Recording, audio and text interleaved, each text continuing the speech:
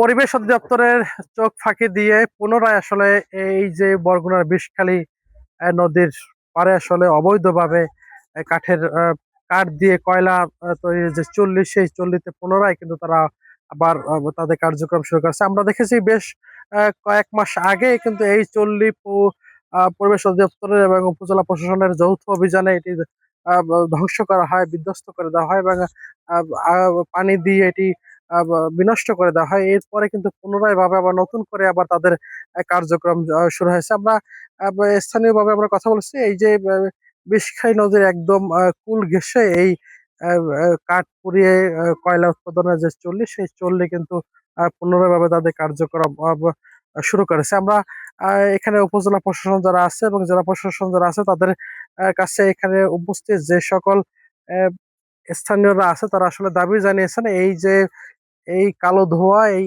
আশেপাশে যে এলাকাগুলো আছে সেই এই এলাকায় ছড়িয়ে পড়ে, যাতে করে মানুষের দিনে দিনে স্বাস্থ্য ঝুঁকি বেড়ে গেছে। আমরা কথা বলবো এখানে একজন স্থানীয় কর্মীর সাথে, আসলে জানার চেষ্টা করব তারা আসলে সে কি জানে এবং এখানে এই কয়লা কোথায় যাচ্ছে এবং এই যে কাঠ পুড়িয়ে যে কয়লা তৈরি হচ্ছে সেটা কত বছর যাবত এখানে দীর্ঘদিন করে আসছে একই জায়গায়, কেন আসলে এটা বন্ধ হচ্ছে না?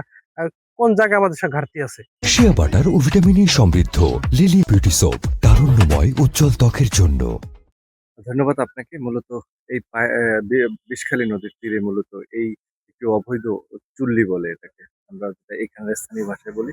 এখানে মূলত কয়লা সংগ্রহ করা থাকে। তো এই জায়গাটি আসলে স্বাস্থ্যের জন্য যেমন ঝুঁকি, পরিবেশের জন্য ঝুঁকি এবং আমরা জলবায়ু পরিবর্তন কিন্তু আসলে এই জন্যই হয়ে থাকে।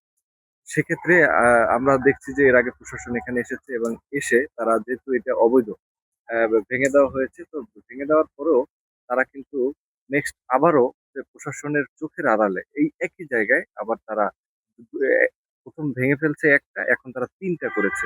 তো আসলে এই জায়গায় আমি যতটুকু মনে করি শুধু জরিমানা নয়, প্রশাসন আরো কঠোর হয়ে কঠোরতম শাস্তি যেটা আছে সে সেই আওতায় যদি তাদের নেওয়া হয়, তাইলে হয়তো এইটি বন্ধ করা সম্ভব হবে। ধন্যবাদ আপনাকে। আসলে সংরক্ষিত বনের ঠিক কয়েক কিলোমিটার মধ্যে আসলে এই এই যে চুল্লিটা স্থাপন করা হয়েছে। আমরা আসলে দীর্ঘদিন দেখেছি এটা কয়েকবার আসলে তারা অভিযান চালিয়েছে এবং এটাকে ধ্বংস করা হয়েছে। তারপরও তাদের কার্যক্রম চলেই যাচ্ছে বছরের পর বছর। সংশ্লিষ্ট কর্তৃপক্ষের কাছে আমাদের দাবি থাকবে যে এই বিষয়ে আসলে প্রয়োজনীয় পদক্ষেপ গ্রহণ করা হয়।